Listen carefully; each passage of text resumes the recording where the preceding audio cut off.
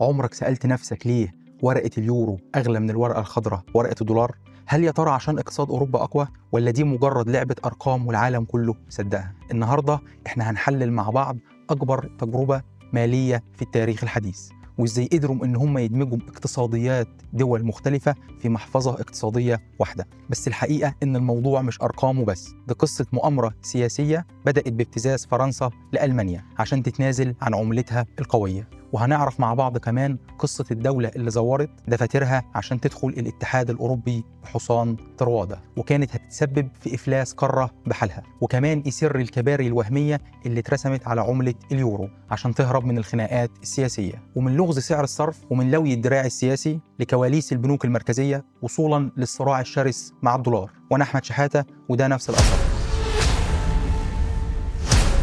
والنهاردة هنفتح مع بعض الصندوق الأسود لعملة اليورو. جهز قهوتك ويلا بينا. تخيل معايا إن إحنا ركبنا آلة الزمن ورجعنا لورا سنة 1985، وقررنا ناخد عربية ونعمل جولة سياحية في أوروبا العجوز. الرحلة دي المفروض إن هي تكون حلم لأي حد، كانت في الوقت ده كابوس لوجستي ومالي بكل المقاييس. ليه؟ لأن أوروبا في الوقت ده كانت عاملة زي العمارة الواحدة، بس كل شقة فيها بتتكلم بلغة مختلفة وليها مفتاح مختلف، والأهم كل دولة ليها عملة وفلوس مختلفة. يعني عشان تتنقل من فرنسا لألمانيا انت مش مجرد ان انت بتعدي الحدود، انت بتدخل حرفيا في دوامة من الإجراءات. بتقف طابور بالساعات عشان تختم جواز سفرك، وبعدين تروح للمصيبة الكبرى، كشك الصرافة، عشان تغير من عملة فرنسا لألمانيا. وهنا بقى بتحصل السرقة المقننة، أو خليني أسميها الضريبة الحدودية. الاقتصاديين وقتها عملوا تجربة مشهورة جدا ومرعبة في نتائجها. قالوا لو احنا جبنا مواطن أوروبي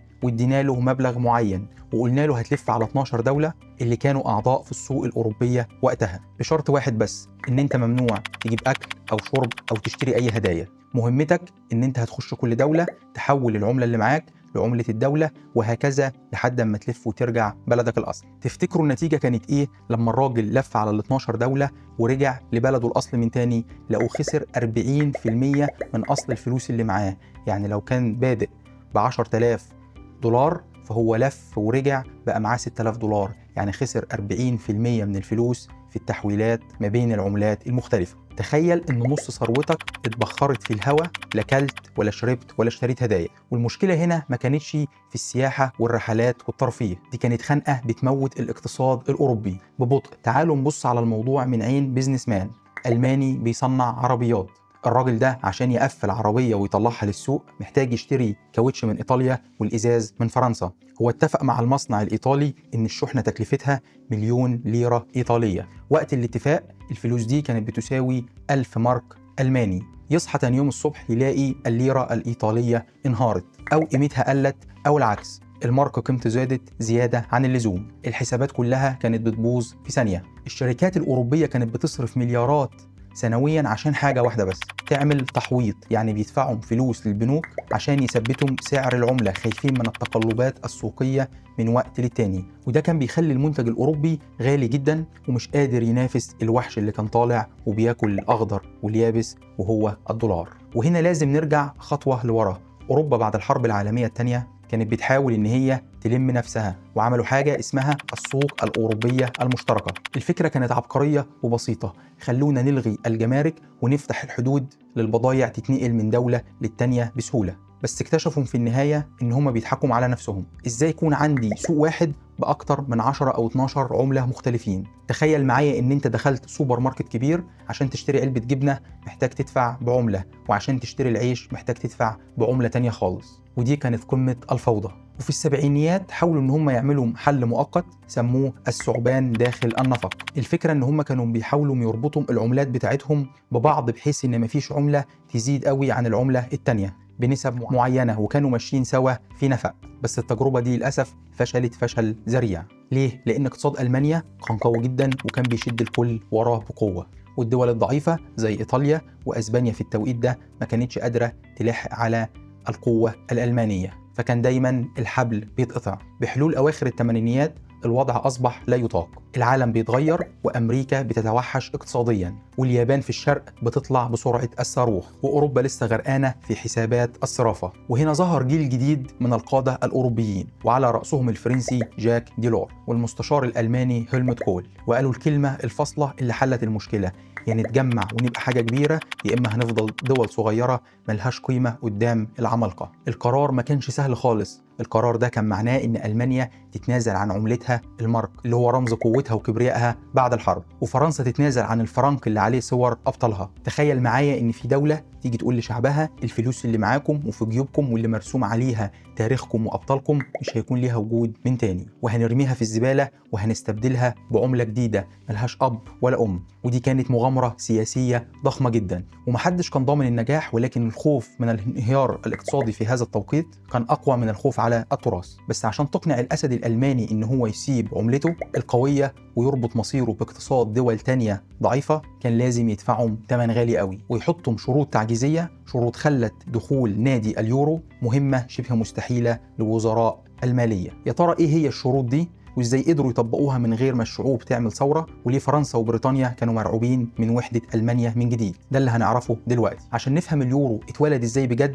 محتاجين ننسى الاقتصاد شوية ونفتح الدفاتر السياسية السوداء. الحكاية بدأت سنة 1889، لحظة سقوط جدار برلين. العالم كله كان بيحتفل، والألمان بيكسرهم وبيرقصوا فوق السور. بس في قصر الإليزيه في فرنسا وكمان في لندن كان في رعب كبير. الرئيس الفرنسي ورئيسة وزراء بريطانيا كان عندهم كابوس قديم: ألمانيا الشرقية والغربية هيرجعوا من تاني دولة واحدة عملاقة، وده معناه إن الوحش الألماني صحي من جديد. ورئيسة وزراء بريطانيا ساتشر قالت جملتها الشهيرة: لقد هزمنا الألمان مرتين والآن عادوا من جديد. وهنا الرئيس الفرنسي ميترين قرر إن هو يلعب لعبة سياسية خبيثة. راح للمستشار الألماني هيلموت كول وقال له عرض ما يتفوتش، أو نقدر نسميه ابتزاز واضح: عايزنا نوافق على توحيد ألمانيا ونعتبركم دولة طبيعية؟ احنا موافقين، بس الثمن هتكون رقبتكم الاقتصادية. فرنسا اشترطت ان ألمانيا لازم تتنازل عن المارك الألماني رمز القوة بتاعتها، وتدخل في عملة موحدة عشان يضمنوا ان هم يكونوا كلهم مربوطين مع بعض،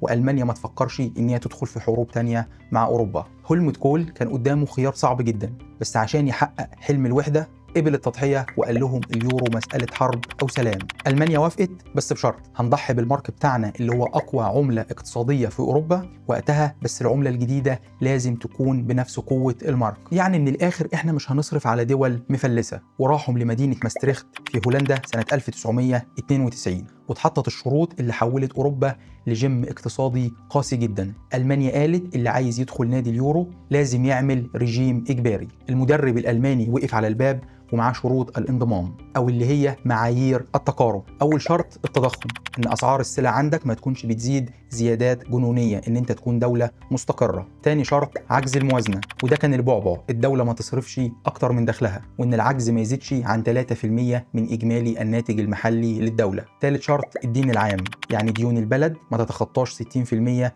من الإنتاجي بتاعها. الأرقام اللي بنقولها بسهولة دلوقتي كانت وقتها حكم بالإعدام على حكومات كتيرة. دول زي إيطاليا وأسبانيا واليونان عشان يوصلوا للأرقام دي محتاجين يعملوا إجراءات تقشفية صعبة طحنت الشعوب. إيطاليا مثلا فرضت ضريبة سموها ضريبة اليورو. كان في سباق مع الزمن ووزراء مالية ما بيناموش، وحصل تزوير في أرقام، وده اللي هنحكيه في قصة اليونان. ومظاهرات في شوارع أوروبا بتقول مش عايزين اليورو، احنا عايزين ناكل. وبعد سنين من العذاب الاقتصادي جت اللحظة الحاسمة: 1 يناير 1999. اليورو اتولد بس مجرد شبح. يعني لمدة 3 سنين اليورو كان مجرد عملة إلكترونية، يعني تقدر تستخدمه في البنوك، في التحويلات، في البورصة، لكن مفيش ورقة فعلية في إيدك أنت بتمسكها اسمها اليورو.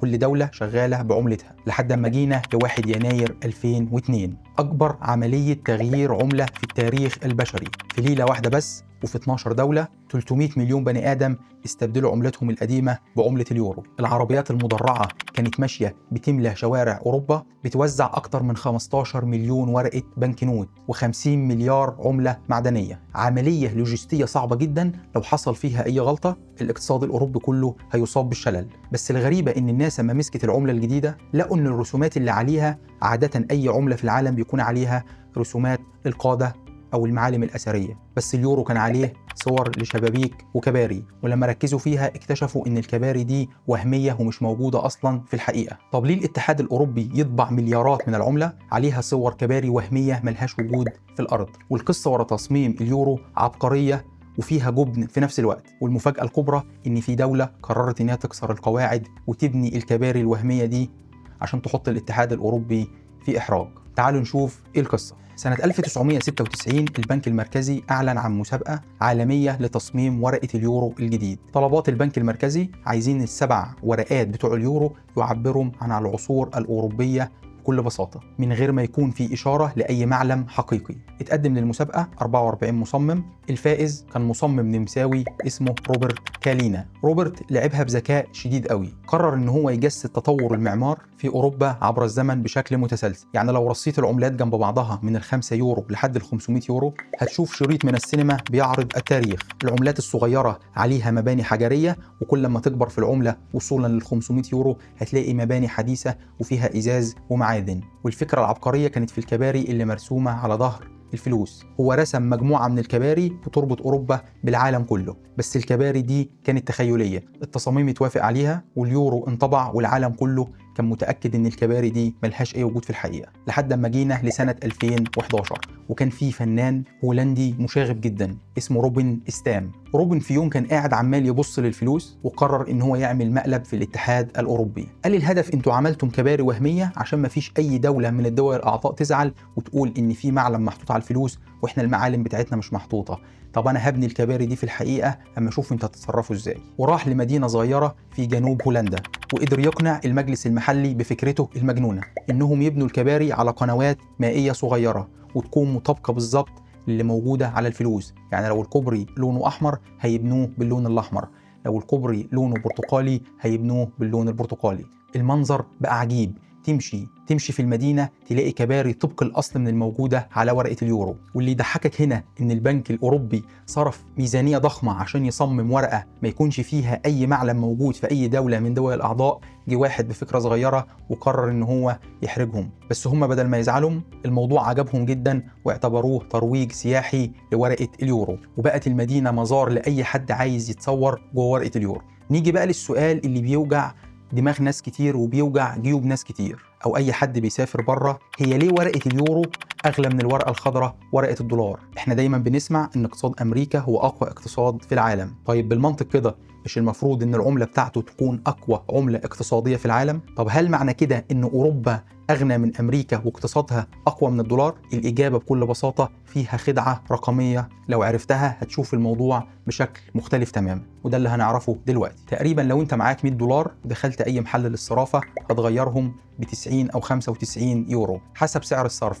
يعني المحصله الاجماليه ان اليورو اغلى من الدولار. وهنا عقلك الباطن بيبدا يربط خيوط ملهاش علاقه ببعضها. طالما اليورو اغلى يبقى اقتصاد اوروبا اقوى من اقتصاد امريكا. وده الوهم الكبير ان سعر العمله مش مقياس لقوه الدوله الاقتصاديه. والدليل تعال نبص على الاقتصاد الياباني اللي هو تقريبا بيصنف ثالث او رابع اقوى اقتصاد في الكوكب. الدولار الواحد بيساوي 150 ين ياباني، يعني الين رخيص جدا كعمله، بس الاقتصاد الياباني قوي جدا. وعلى الناحيه الثانيه الدينار الكويتي اغلى عمله في الكوكب. فهل ده معناها ان اقتصاد الكويت اقوى من اقتصاد امريكا والصين واليابان؟ لا طبعا، الموضوع ليه حسبه تانية خالص. عشان تفهم ليه اليورو اغلى من الدولار تعال نبسط الموضوع. تخيل ان الاقتصاد عباره عن بيتزا. الاقتصاد الامريكي هو بيتزا عائليه ضخمه، والاقتصاد الاوروبي بيتزا متوسطه. الفكره في التقطيع. البنك الفيدرالي الامريكي قطع البيتزا بتاعته حتت كتير صغيره، وهي الدولارات المطبوعه بكميات مهوله بتغزو العالم. فهنا المعروض من الدولارات بقى بحر مغرق العالم كله. والبنك المركزي الاوروبي لما قرر ان هو يقطع البيتزا بتاعته قطعها لقطع كبيره شويه، فالنتيجه كانت وحدات بيتزا اقل، يعني تمثل عدد وحدات يورو موجوده حوالين العالم اقل. فطبيعي لما تمسك شريحة واحدة من اليورو تلاقي فيها عجين وجبنة أكتر من شريحة الدولار، مش عشان البيتزا الأوروبية أكبر لا ده عشان هم مقطعينها قطع كبيرة شوية بس كده. فالفكرة هنا مجرد نسبة وتناسب ما بين حجم الاقتصاد وعدد الأوراق المطبوعة. والمفاجأة إن اليورو مش دايما كان أغلى من الدولار. على مدار السنين اللي فاتت كان بيكون في تقلبات، أحيانا الدولار هو اللي كان بيكون أغلى، بس الغالب إن اليورو هو اللي كان بيكون أغلى. والموضوع كله عرض وطلب، العالم كله محتاج الدولارات عشان يقدر يستورد ويصدر وكمان يشتري النفط، والعالم بيستخدم اليورو كبديل ومخزن للقيمة، فقيمته بتفضل ماسكة نفسها أعلى من الدولار بحكم الكمية الأقل اللي موجودة في السوق. فاوعى تتغر بالرقم. فالقوة الحقيقية مش إن الورقة دي بتجيب كام ورقة من العملة التانية دي، القوة الحقيقية تقدر تشتري بالعملة اللي معاك دي إيه، وهل العالم بيثق فيها ولا ما بيثقش. بس السؤال المهم هنا، هل أوروبا عملت اليورو عشان توفر فكة للسياح وتسهل عملية التجارة، ولا كان في نية مبيتة تانية؟ في غرف الاجتماعات المغلقة القادة الأوروبيين كان عندهم حلم سري، حلم إنهم يزاحموا الدولار على عرش العالم ويسحبوا منه البساط كعملة احتياطي عالمية. طب السؤال هنا، هل اليورو كان مشروع بريء ولا كان سلاح سياسي موجه ضد هيمنة واشنطن؟ ده اللي هنشوفه مع بعض دلوقتي. لو سألت أي مسؤول أوروبي في التسعينيات انتوا ليه بتعملوا عملة اليورو، هيرد عليك الرد الدبلوماسي المحفوظ: عشان نسهل حركة مرور التجارة ونلغي تكاليف الصرافة ونقرب الشعوب من بعضها ونخلي أوروبا كلها دولة واحدة. الكلام ده جميل وصحيح، بس دي نص الحقيقة. النص التاني اللي كان بيدور في الغرف المغلقة إن اليورو كان بيخطط ليه كمشروع سياسي من الدرجة الأولى، وكانت محاولة جريئة لكسر وإنهاء البلطجة الأمريكية على العالم. عشان تفهم قصدي لازم تفهم حاجة اسمها الامتياز المذهل. ده مصطلح قاله وزير مالية فرنسا عشان يوصف وضع أمريكا، وإن أمريكا هي الدولة الوحيدة في العالم اللي تقدر تطبع الدولارات وتقدر تشتري بضايع حقيقية من أي مكان، والناس بتقبل الفلوس دي وبتحوشها وبتثق في العملة. وأي دولة تانية عشان تستورد لازم تنتج وتصدر عشان يكون معاها العملة الصعبة، بس أمريكا هي الدولة الوحيدة اللي مش محتاجة تعمل ده. يعني باختصار هي بتطبع العملة بتاعتها في بدروم البنك الفيدرالي. أوروبا بقى كانت شايفة أن الوضع ده ظالم جدا، وان امريكا بتمول حروبها بفلوس العالم، لان الكل مجبر ان هو يستخدم الدولار. القاده الاوروبيين وخصوصا القاده الفرنسيين كان عندهم حلم: ليه ما نعملش عمله قويه تنافس الدولار ونخلي دول العالم تحوشها وتعينها كاحتياطي مالي اقتصادي عندها، وبكده نقدر نكسر حكر امريكا كقوه عظمى مهيمنه اقتصاديا. الموضوع ما كانش مجرد امنيات، ده كان موضوع مرتب ومخطط وله خطوات على الأرض هزت العالم. فاكرين سنة 2000 لما الرئيس العراقي صدام حسين طلع وقال احنا مش هنبيع البترول بتاعنا بالدولار عملة العدو، احنا هنبيعه باليورو. القرار ده كان جرس انذار لأمريكا، لأن لو دول الأوبك كلها قررت إن هي تبيع البترول بتاعها باليورو الدولار هينهار وهيبقى اليورو هو ملك العالم الجديد. وعشان كده الرد الأمريكي كان سريع وعنيف. في الغزو الأمريكي على العراق سنة 2003 الدبابات الأمريكية أول ما دخلت بغداد، والمفاجأة اللي في ناس كتير ما خدتش بالها منها، بمجرد ما الجيش الأمريكي سيطر على وزارة النفط العراقية، أول قرار خده الحاكم الأمريكي في العراق ما كانش عن الديمقراطية ولا عن الإعمار ولا عن حقوق الإنسان. القرار كان إلغاء تعامل اليورو في تصدير البترول ورجوع بيع النفط العراقي بالدولار. وكانت رسالة واضحة للعالم كله: مسموح ليكم تختلفوا معانا لكن محدش يقرب من الدولار. وبكده أمريكا قتلت حلم بيع البترول باليورو. بس المحاولة دي أثبتت حاجة واحدة بس، إن اليورو كان سلاح قوي وخطير كان ممكن يهدد الإمبراطورية الأمريكية. طب هل خطة اليورو نجحت؟ نقدر نقول إن الخطة نجحت بنسبة 50%، لأن اليورو فعلا بقى تاني أهم عملة في العالم. البنوك المركزية في الصين وروسيا والخليج بقى بيشيلوا جزء من احتياطاتهم النقدية باليورو. وبكده أوروبا قدرت تقول لأمريكا إحنا لينا صوت ووزن ومكان في العالم. بس في نفس الوقت الدولار لسه هو الملك الجديد، لأن 60% من احتياطيات العالم بالدولار، ولسه البترول والذهب بيتسعروا ويباعوا بالدولار. اليورو قدر إن هو يزاحم الدولار ولكن ما قدرش ان هو يزيحه من على العرش. ومش بس كده، الجانب السياسي لليورو كان له ضريبة داخلية لكل الدول. العملة الموحدة خلت أوروبا كلها دولة واحدة مربوطين مع بعض بسلسلة من الحديد. زمان لو حصلت أي مشكلة في اليونان ألمانيا ملهاش دعوة، دلوقتي لو اليونان كحت ألمانيا بيجي لها برد. يعني السياسة خلتهم عيلة واحدة، وده اللي خلى دول وشعوب تانية تبص للموضوع وتقول لك ده مشاكله كتير ملناش دعوة، خلي كل واحد في حاله. وده بياخدنا للنقطة اللي بعدها: ليه في دول زي بريطانيا والسويد والدنمارك معاهم تذكرة الVIP لدخول نادي اليورو قالوا لا شكرا مش عايزين؟ هل هم كانوا شايفين حاجه احنا مش شايفينها؟ ده اللي هنعرفه دلوقتي. طبيعي جدا لما بتعمل شله جديده بتلاقي في ناس كتيره بتجري عايزه تخشها، وتستغرب لما تلاقي اغنى واشيك واحد في الحته يقول لك لا شكرا انا مرتاح كده عايز ابقى لوحدي. هو ده بالظبط اللي حصل مع نادي اليورو. دول زي بريطانيا والدنمارك والسويد كانت تنطبق عليهم كل الشروط لدخول النادي، اقتصاد قوي، تضخم قليل، عجز مظبوط، بس برضه قرروا ان هم يحتفظوا بعملتهم ويخليهم في اقتصادهم. السبب ورا الاعتراض هو الريموت كنترول. اي دولة في الدنيا عندها ريموت كنترول في ايد البنك المركزي بتاعها، اسمه السياسة النقدية او سعر الفايدة. لو الاقتصاد نام الدولة بتمسك الريموت وتوطي الفايدة عشان الناس تقترض وتشتغل، ولو الاسعار ولعت الدولة تمسك الريموت كنترول تعلي الفايدة عشان تسحب السيولة النقدية. الدول دي قالت انا لو دخلت اليورو هسلم الريموت كنترول بتاعي لألمانيا أو في مقر البنك المركزي الأوروبي، يعني هم اللي هيقرروا الفايدة كام بشكل موحد لكل الدول. طب افرض أنا في السويد عندي ركود اقتصادي ومحتاج إن أنا أوطي الفايدة،